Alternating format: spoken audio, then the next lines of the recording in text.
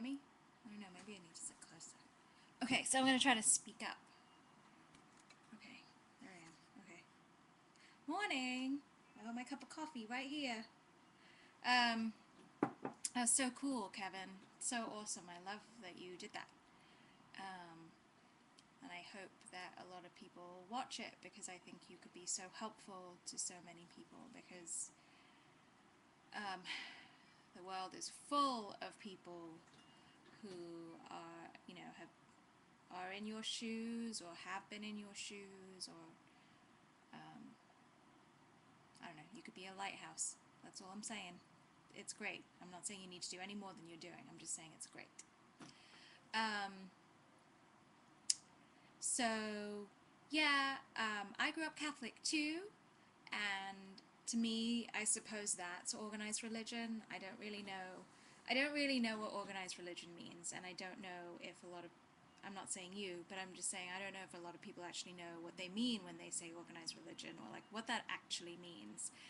Because to me, that's sort of a shortcut to, or a short way of saying Catholicism or Christianity. To me, that's what it means because Buddhism doesn't appear to be all that organized. I don't know a lot of people who would even consider being Muslim, honestly, and maybe Judaism. Yeah, maybe that would fall under organized religion. I don't know. I remember talking about it with my pastor once, and he said, "Yeah, we're all anti-organized religion, but I don't know." But he was like, "But we love to be organized. You know, we love to have groups, and we love to have, organized. Even the way we drive, the way we vote, the way our government is. Like, there's organization everywhere. So what's the deal? Why is it when it comes to religion that we don't like having someone tell us what to do?" And I don't really know what the answer is to that. I'll say that I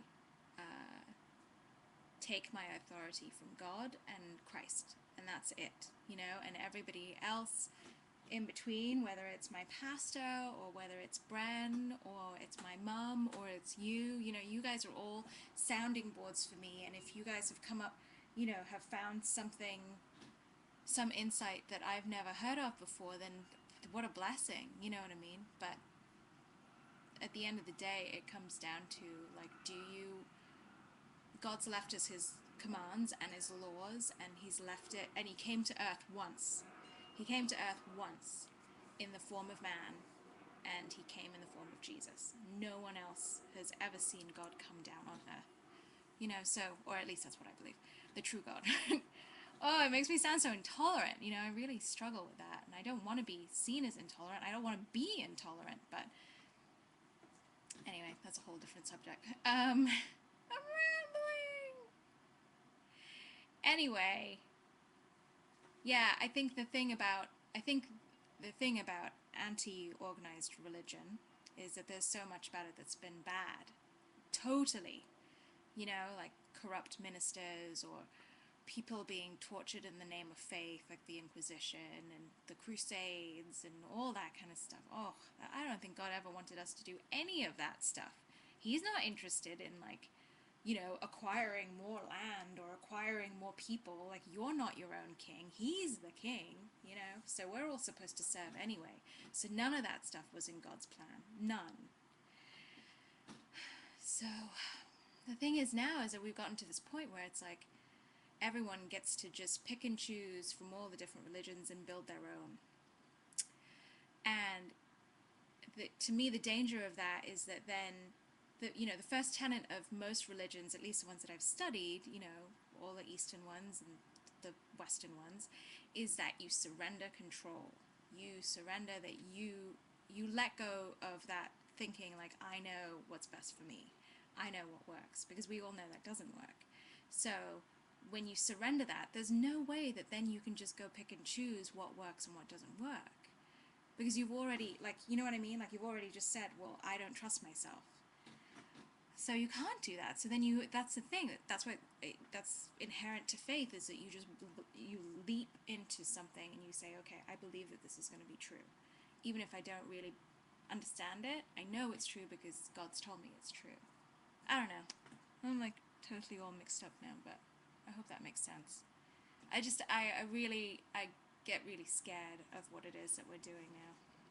a sort of pick and choose kind of thing, because then you're the authority. God's not the authority, you're the authority, or the God of your own making is your authority, you know. That's not what it's about. So yeah, that's what I think. It's a very long way of saying that's what I think. Yeah, I think that's all I have, really. Oh, here was the other thing I was thinking, is that, you know, inherently we're all sort of messed up. You know, whether we beat ourselves up for things, or we don't have enough self-worth, or we're the other way around and we have too much self-worth, or we have like a mixture of the two. And the idea of surrender is that you let all of that go and you become a servant, you know, and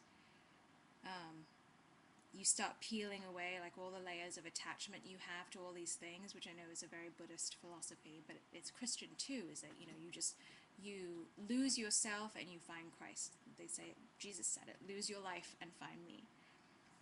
So the thing is, when it becomes sort of, you know, that you're your own God, which is kind of what's out there at the moment, like that God is within you, it makes me really nervous, because I don't believe that.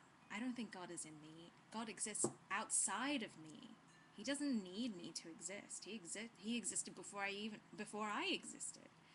But like when you're peeling away all those layers, and then you get to the middle and there's like nothing there, because really at our core, our soul isn't our own creation. Our soul came from outside of ourselves. So like, why would you then turn inwards to sort of figure it all out? You'd have to look out, you know.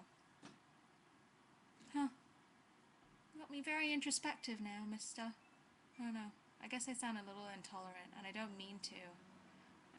It's just something I've really been struggling with recently, so I thank you for bringing it up and allowing me to think out in thoughts about it. And I can't wait to see you, and I love you very much. And come over and have dinner, damn it.